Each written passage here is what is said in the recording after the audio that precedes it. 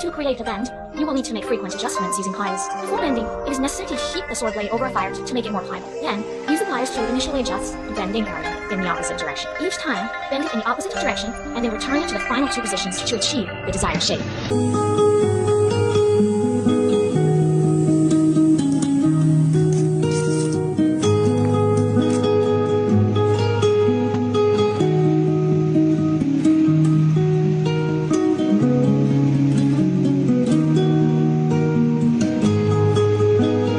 The ancient technique of arrow feathering involved a meticulous process of cutting and shaping a small section of bamboo, which was then affixed to the end of a bamboo shaft using glue and reinforced with hemp thread. This traditional craftsmanship evolved and became more refined over time. Oh, it seems that the string notches in ancient times were wider.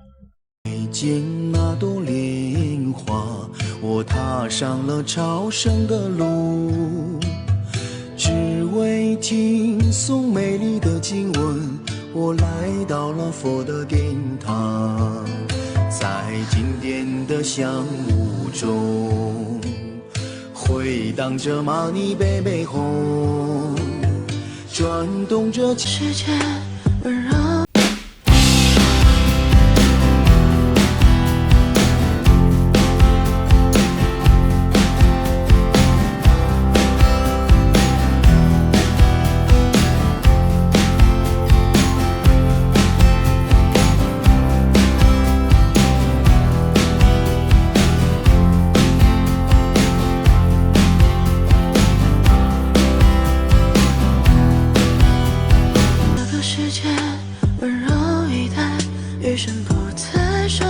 Making an arrow involves several steps, including temporary storage, selecting bamboo and fish, and cutting slots.